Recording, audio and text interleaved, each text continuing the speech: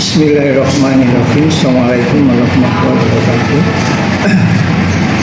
Untuk ini saya mau memberitahukan konten dari video teman-teman, yaitu berisi teori dan kasus dari mata kuliah Sistem Pengendalian Manajemen.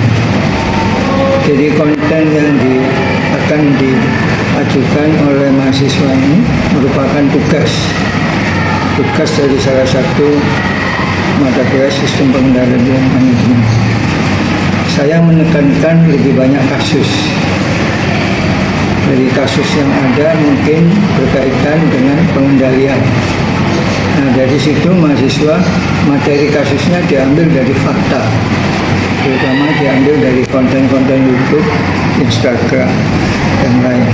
Dari itu mahasiswa saya minta untuk menganalisis dari kasus-kasus yang berkaitan Sistem Pengendalian Manajemen. Demikian ya teman-teman, terima kasih. Assalamualaikum warahmatullahi wabarakatuh.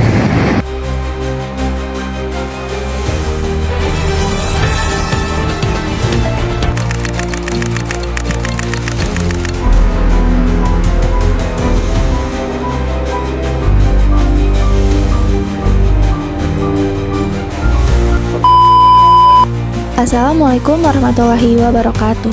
Yang terhormat dosen pengampu mata kuliah Sistem Pengendalian Manajemen, Bapak Mas Ruhuda SE MSI, dan teman-teman sekalian. Di sini saya akan mempresentasikan yang berisi hasil resume dari sebuah video di YouTube yang berjudul Cerita Keberhasilan Tertibkan KRL di Era Barbar. Tujuan saya membuat dan menyampaikan video ini adalah untuk mengetahui bagaimana sistem pengendalian manajemen pada suatu keadaan yang nyata dan mengambil poin-poin pentingnya. Bersama saya, Naura Zahia. Sejarah KRL. Sejarah PT KAI berawal dari perusahaan kereta api Hindia Belanda, kemudian diambil alih oleh Bangsa Indonesia pada 28 September 1945 oleh Angkatan Muda Kereta Api dan membentuk Jawatan Kereta Api Republik Indonesia. Setelah melalui beberapa perubahan status dari DKA menjadi PNK tahun 1950 dan PJKA tahun 1971, akhirnya pada tahun 1998 PJKA berubah menjadi PT Kereta Api Indonesia Persero atau PT KAI seperti saat ini. Permasalahan awal dan tantangan besar. Di era barbar, citra KRL Jabodetabek adalah kondisi yang kacau. Banyak penumpang yang naik di atap gerbong, pedagang liar tidak resmi di stasiun, penumpang bebas tanpa kontrol tiket, fasilitasnya buruk, keamanan tidak terjaga, bahkan norma keselamatan sering diabaikan. Situasi seperti ini menunjukkan bahwa sistem pengendalian internal, baik prosedur, keamanan, regulasi, dan juga pengawasan sangat lemah atau tidak berjalan efektif. Jonan menghadapi ketantangan besar, merubah kebiasaan yang sudah mengakar, mengatasi resistensi dari masyarakat dan mungkin elemen internal terhadap perubahan, serta merancang sistem baru yang bisa meredam perilaku barbar tersebut. Tindakan perubahan implementasi pengendalian. Jonan melakukan beberapa intervensi penting. Yang pertama, pengenalan sistem tapping atau etiketing untuk memperkuat kontrol akses ke KRL, membatasi orang naik tanpa tiket dan juga mengurangi perilaku nakal seperti naik atap. Yang kedua, penertiban pedagang kaki lima tidak resmi di stasiun agar stasiunnya bersih, tertata, dan tidak digunakan untuk aktivitas yang mengganggu atau bisa membahayakan. Yang ketiga itu adalah pembangunan rel ganda atau double track dan juga peningkatan infrastruktur lainnya agar kapasitas pelayanan meningkat, jadwal lebih baik, kereta tidak antri terlalu lama, yang juga bagian dari perbaikan sistem operasional.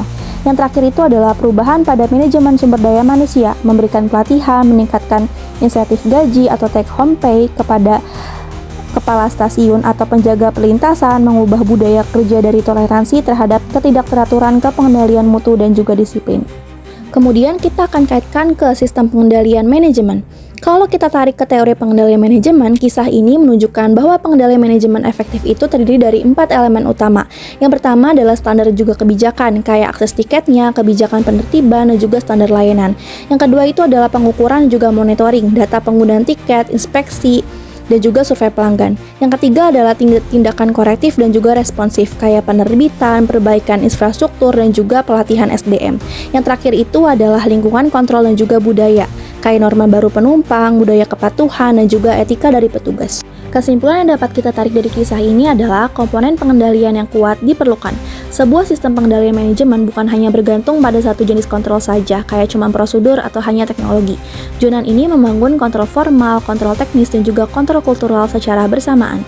Yang kedua, kepemimpinan dan juga komitmen tinggi vital. Perubahan sebesar itu tidak mungkin tanpa pemimpin yang memiliki visi jelas, berani mengambil keputusan yang tidak populer, dan juga konsisten menerapkan aturan. Jonan menunjukkan contoh bahwa pemimpin harus hadir dalam pengawasan operasional, bukan hanya membuat kebijakan di atas. Yang ketiga, monitoring dan juga feedback.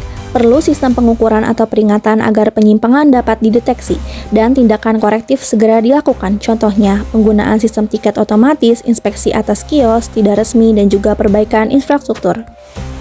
Yang keempat, sustainability perubahan. Untuk agar perubahan bertahan, perlu ada institusi, budaya, regulasi, dan juga insentif yang mendukung agar perilaku baik terus dipertahankan bahkan setelah pemimpin berganti.